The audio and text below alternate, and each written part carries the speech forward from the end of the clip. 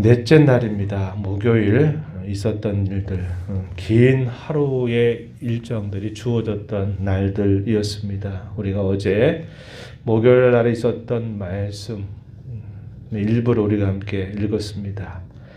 제자들이 배반할 것을 미리 예고하시면서도 주님은 자신의 몸과 피를 그들을 위해서 온전히 내어주시겠다 말씀하셨고, 또 제자들을 위해서 주님은 그들이 쓰러지지 않도록 기도하셨다라는 말씀을 우리가 함께 살펴보았습니다. 주님의 사랑은 그 배반을 끌어안는 사랑이고 한결같은 변함없는 사랑이었다라는 것을 우리가 함께 생각해 보았는데요. 바로 계속적으로 이어지는 일을 오늘 우리가 함께 읽어갑니다. 제자들과 함께 성찬을 하시고 나서 이제 제자들을 데리고 감람산으로 올라가십니다. 그리고 그곳에 겟세마네라고 하는 동산으로 그들을 데리고 가시는데, 거기서 예수님께서 기도하셨던 일들, 소위 겟세마네의 사투라고 이름을 지을 만한 그런 간절한 기도를 예수님께서 올리시게 됩니다. 그러면서 예수님이 제자들에게 부탁하시죠. 특별히 세 명의 제자 베드로와 요한과 야고보에 대해서는 좀 더 가까운 데서 기도할 것을 예수님이 말씀하시면서 간절한 기도를 올리시게 됩니다. 그리고 그 기도가 끝나자마자 예수님은 배반을 당하시게 되고 체포를 당하시게 됩니다. 오늘 우리가 읽은 말씀, 그것이 표현이 되어 있고, 체포되신 예수님께서는 공회 앞에 서시게 됩니다. 불법적인 재판을 받게 되죠.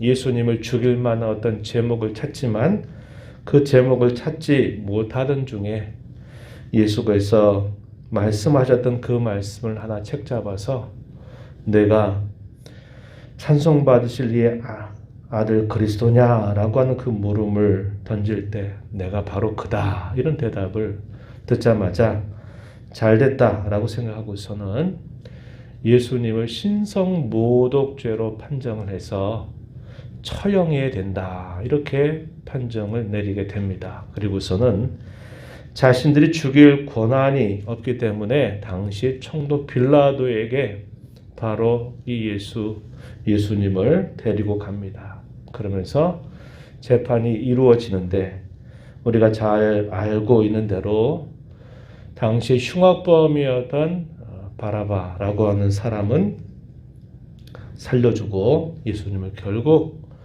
사형에 언도함으로써 이제 죽음에 이르게 되는 과정들이 쭉 이어집니다. 그런 과정에서 어떤 일이 있었느냐?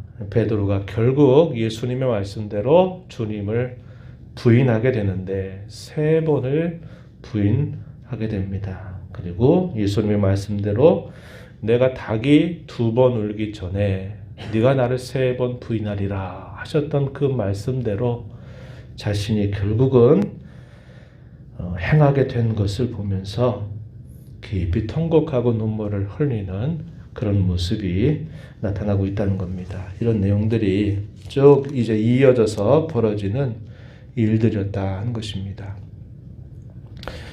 이런 베드로의 부인 그리고 통곡, 이것이 14장 마지막까지 이렇게 기록이 되고 있는 것을 우리가 보게 됩니다. 오늘 우리가 깊이 생각하고자 하는 부분은 겟세마네에서 기도하셨던 주님의 모습입니다. 주님께서는 십자가를 지실 그 형벌을 앞두고 또 자신을 배반하고 떠나갈 그 제자들을 끌어안으시고 성부 하나님 앞에 간절한 기도를 올리시게 됩니다. 그 기도하시는 모습을 보면은 34절 이렇게 말합니다. 심히 놀라시고 슬퍼하사 말씀하시되 내 마음이 심히 고민하여 죽게 되었으니 너희는 여기 머물러 깨어 있으라, 이런 말씀을 하십니다. 그리고서는 예수님은 성부 하나님 앞에 간절한 기도를 올리시게 됩니다. 36절 말씀에 보시면은 아빠 아버지여 아버지께는 모든 것이 가능하오니 이 잔을 내게서 옮기시옵소서. 그러나 나의 원대로 마시옵고 아버지의 원대로 하옵소서. 예수님이 드렸던 기도의 핵심은 바로 그겁니다. 이 잔을 내게서 옮겨 주옵소서. 그러나 나의 원이 아니라 아버지의 원대로 되기를 원합니다. 라는 그러한 기도를 올리시게 된 겁니다. 이러한 기도하는 일들에 대해서 제가 아까 사투라고 하는 말을 썼는데요. 사투라는 말은 죽음을 방불할 만한 그런 치열한 그런 기도를 하나님 앞에 올리셨다라는 뜻에서 그러합니다. 히브리서 5장 7절로부터 9절 말씀 보면은 이렇게 예수님의 그 겟세마네 기도에 대해서 이렇게 설명을 해줘요. 제가 한번 읽어드릴게요. 히브리서 5장 7절에서부터 9절에 보면은 이렇게 말씀합니다. 그는 육체에 계실 때에 자기를 죽음에서 능히 구원하실 이에게 심한 통곡과 눈물로 간구와 소원을 올렸고 그의 경건하심으로 말미암아 들으심을 얻었느니라. 그가 아들이시면서도 받으신 고난으로 순종함을 배워서 온전하게 되셨은즉 자기에게 순종하는 모든 자에게 영원한 구원의 근원이 되시고 이렇게 표현했습니다. 육체에 계실 때 그가 심한 통곡과 눈물로 간구와 소원을 올렸다. 아들이시면서도 받으신 고난으로 순종함을 배워서 온전하게 되셨다. 주님이 겟세마네 동산에서 올리셨던 그 기도에 대해서 히브리서 5장에서는 이렇게 설명을 합니다. 주님이 올리신 기도는 우리를 위한 구원의 길이었습니다. 그것은 주님만이 가셔야만 했던 그 고난과 죽음의 길을 위한 주님의 몸부림이셨어요. 그러나 동시에 그 주님의 기도는 우리의 신앙을 위한 좋은 모범이 된다고 한 것입니다. 우리가 조금 전에 제가 읽어드렸던 히브리서 5장 7절로 9절이 그것을 우리에게 잘 보여줘요. 주님의 기도는 자신의 뜻을 이루기 위한 기도가 아니라 아버지의 뜻을 이루기 위한 간절한 기도였다라는 것을 우리는 이 주님의 겟세마네 기도를 통해서 배우게 된다는 겁니다. 이 겟세마네 사투를 벌이셨던 주님은 이 기도로 승리하셨다는 것을 우리는 알게 됩니다. 주님은 이런 기도를 드리시는 중에 특별히 3명의 제자들을 향해서 너희는 깨어서 기도하라 이런 말씀을 해주시게 됩니다. 그러나 제자들은 그런 상황이 무슨 상황인지 채 준비가 되지 않았습니다. 그러하게 주님은 그들로 하여금 준비하고 깨어 있을 것을 계속적으로 촉구하신 것이에요. 3번씩이나 제자들에게 그렇게 말씀을 하시지만 제자들은 그게 무슨 상황인지 자신들에게 어떤 일이 지금 닥쳐올지를 전혀 생각지도 못한 채 졸고 있었던 것입니다. 37절 말씀 한번 보시기 바랍니다. 37절에 보면은 제자들이 자는 것을 보시고 베드로에게 말씀하시되 시몬아 자느냐 내가 1시간도 깨어 있을 수 없더냐 시험에 들지 않게 깨어 있어 기도하라 이런 말씀을 시몬에게 말씀하셨어요. 이런 말씀을 하시니까 또 잠이 돌아서 이 주님의 말씀을 따라 행하지 못하게 됩니다. 그러자 주님이 다시 와서 또 말씀을 하셔요. 그런 과정에서 40절에 보게 되면 이렇게 말합니다. 다시 오사 보신즉 그들이 자니 이는 그들의 눈이 심히 피곤함이라 그들이 예수께 무엇으로 대답할 줄을 알지 못하더라 이렇게 말했습니다. 할 말이 없었어요. 유구무원이라는 것입니다. 주님이 기도하라고 이렇게 간곡하게 부탁을 함에도 불구하고 피곤함을 이겨내지 못한 채 졸면서 있었던 그들을 깨웠을 때 주님께 한 말씀도 드릴 만한 그런 변명할 만한 그것이 없었다고 하는 겁니다. 참으로 나부끄러운 그런 모습을 결국 주님 앞에 보일 수밖에 없었던 것을 우리가 알게 되죠. 주님이 이렇게 기도하라고 하셨던 것은 주님을 위해서 기도하라 이렇게 요청한 게 아닙니다. 그들에게 불어 닥칠 거센 격전이 기다리고 있다는 것을 주님은 아시기 때문에 주님은 깨어 있어서 기도해야 된다, 준비해야 된다라는 말씀을 세 차례나 하신 것입니다. 그 순간을 이겨내지 못했던 제자들에게 어떤 일이 닥치느냐. 예수님이 기도가 끝나자마자 결국 배반을 당하게 되고 체포를 당하시게 되었습니다. 유다가 이미 종교 지도자들과 더불어서 약속을 하고서는 예수님을 넘겨주게 된 것입니다.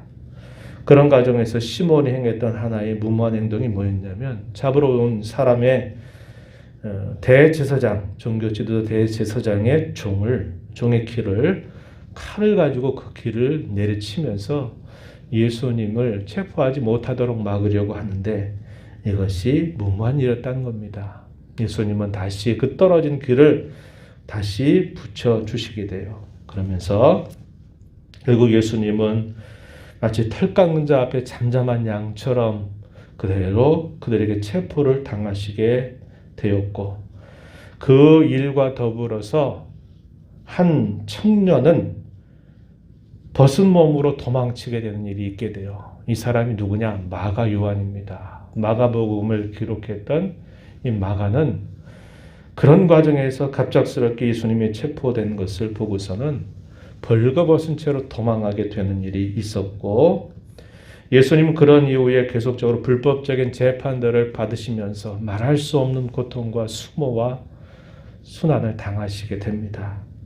그런 과정에서 마침내 어떻게 되느냐. 66절 이하에 보게 되면 베드로가 예수님의 곁에 멀찍이 있다가 대제사장의 여종 앞에서 예수님을 부인하게 되는 모습이 나타납니다. 67절에 보면은 대제사장의 여종이 말합니다. 너도 나사렛 예수와 함께 있었지? 라고 이렇게 말하니까 이 사람이 나는 그렇지 않다, 모른다 라는 말로 하게 됩니다. 69절에 가면 또 말해요. 이 사람은 그 도당이다 라고 하는 말에 대해서 또 부정하죠. 70절 가서 보면 또 다른 곁에 있는 사람들이 너도 갈릴리 사람이 참으로 그 도당이다. 그 예수와 함께 했던 사람 아니냐 이렇게 말하게 되니까 뭐라고 말합니까? 71절에 나는 너희가 말하는 이 사람을 알지 못한다. 이래서 세 번째 부인하게 되면서 닭이 두 번째 울게 됩니다. 예수님의 말씀이 그대로 자신에게 이루어진 것을 보고서 심한 통곡을 할 수밖에 없는 상황이 벌어지게 된 겁니다. 오늘 저와 여러분이 이 말씀을 생각하면서 우리가 깊이 생각할 부분이 바로 그겁니다. 영적인 전투, 격전이 벌어지는 그 모습을 우리가 떠올려 보면서 무장하지 않으면, 깨어있지 않으면 우리가 쓰러지게 되고 만다라는 것을 우리 마음에 깊이 새겨야 하겠다 하는 것입니다. 훗날에 이 제자들은 이런 생각을 했을 거예요. 당시를 회고했을 겁니다. 그래, 2000년 전 예수님이 십자가를 지시기 위해 체포됐던 그날 밤, 그 순간을 잊지 못할 거예요. 제자들은 영적인 격전이 벌어지고 있었다라는 것을 뒤늦게 알았을 겁니다. 예수님이 말씀하셨을 때는 자기들이 다 할 수 있다고 생각했어요. 죽음의 자리까지 같이 가겠다고 다 장담했어요. 그러나 그 일이 시간이 진행이 됨에 따라서 그들은 그 일을 전혀 감당하지 못하는 모습이었음을 알게 됩니다. 영적인 격전이 그 현장 속에서 일어나고 있었다는 것을 훗날에 깨닫게 됐을 겁니다. 주님이 준비해라, 깨어 있어라 이렇게 말씀하셨을 때 그저 피곤함을 이기지 못해서 그렇게 있었다가 결국 기도하지 않고 주의 말씀을 받들지 못하게 됨으로써 사탄의 아주 손쉬운 먹잇감이 되고 말았다라는 사실을 그들은 알게 됐어요. 마음과 의지는 아니었어요. 마음은 원했습니다.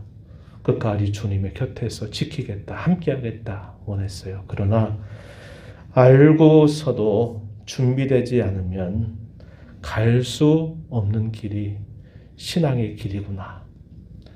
알고 있어도 준비되지 않고 깨어있지 않으면 이길 수 없는 싸움이 바로 이 영적 싸움이구나 하는 것을 그들은 깊이 통감하게 되었을 것입니다. 오늘 저와 여러분에게도 마찬가지예요.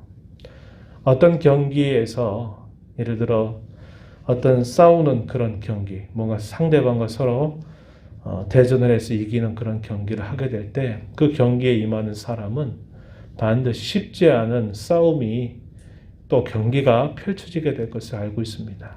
알고 있어도 준비가 안 되면 어떻게 될까요? 결국은 지게 되고 만 것입니다. 사도들이 살아가면서 끊임없는 그 이후의 삶을 복음과 함께 살아가면서 이것은 구구절절히 그들의 심령 속에 파묻힐 수 있었던 잊을 수 없는 교훈이 되었을 거예요. 우리가 우리 주님을 섬겨가는 이 믿음의 길도요. 우리가 어떤 일이 앞으로 주어지게 될 것을 압니다. 그래도 준비되지 않으면요. 결국 갈 수 없어요. 제대로 갈 수 없는 길이 신앙의 길입니다. 또 우리가 이 영적인 격전이 항상 우리를 기다리고 있다는 것을 알고 있어도 우리가 깨어 준비하지 않게 되면 결국 또 사탄 마귀의 손쉬운 먹잇감이 돼서 결국 쓰러지게 되고 마는 것이 우리 영적인 전투의 성격입니다. 이러한 말씀들을 우리가 깊이 생각하면서 무장하지 않으면 특별히 주의 말씀에 대하여 그리고 주께서 기도하라고 하셨던 그 말씀에 대해서 우리가 따라가지 않게 되면 결국 이렇게 무기력하게 손쉬운 먹잇감이 되고 만다는 것을 기억하고 끊임없는 화해할 수 없는 끝장을 볼 때까지 계속되는 이 영적인 전투에서 저와 여러분이 잘 무장해서 승리의 삶을 살아가게 되기를 진심으로 바랍니다. 우리가 드리는 기도는 그저 하나님 앞에 기도 많이 하면 되는 게 아니고 그 기도의 가장 중요한 핵심은 어디에 있느냐? 내 뜻이 아닌 아버지의 뜻, 우리 주님의 뜻을 복종하기 위한 간절한 기도이어야 된다고 하는 겁니다. 그런 기도가 무장하는 기도입니다. 내가 내 생각대로 해보려고 해보십시오. 그럼 항상 거기에는 주의 뜻과 멀어지는 모습이 나타나게 되고 만나는 것이죠. 내가 내 의지로는 할 수 없고 내 감정으로는 할 수 없고 내 상황으로는 할 수 없는 그 일을 내가 주님께 맡겨드리고 내 의지를 꺾고 주님의 뜻을 이루기 위하여 간절하게 기도하는 그 자세는 우리가 앞으로 살아가는 우리 모든 삶 속에 요구되는 매우 중요한 것임을 마음에 새기면서 저와 여러분의 남은 삶 속에 늘 준비하고 깨어있고 무장하는 삶을 살아가게 되기를 진심으로 바랍니다. 하나님 아버지, 이 새벽 시간 또 저희들을 주께로 인도하여 주셔서 주님이 십자가를 지시기 전날 밤 당하셨던 그 일들, 제자들이 그 일 앞에서 아무런 준비 없이 손쉬운 사탄의 먹잇감 밑에서 결국은 쓰러지고 넘어질 수밖에 없었던 안타까운 모습을 저희가 함께 살펴보았습니다. 이러한 말씀들은 오늘을 살아가는 저희들에게 살아있는 교훈임을 늘 잊지 않게 하여 주셔서 저희가 알고서도 준비하지 않으면, 껴있지 않으면 걸어갈 수 없는 것이 신앙의 길이요. 알고서도 준비하지 않고 껴있지 못하면 알고서도 피할 수밖에 없는 싸움이 이 영적인 싸움인 줄을 기억하고 늘 주의 말씀과 기도로 잘 무장하며 살아가는 삶이 되도록 인도해 주시기를 원합니다. 화해할 수 없는 끝장 싸움이 늘 우리에게 있음을 알게 하여 주셔서 승리로 주께 영광 돌리는 저희들의 삶이 되도록 저희들에게 힘주시고 새롭게 하여 주옵소서.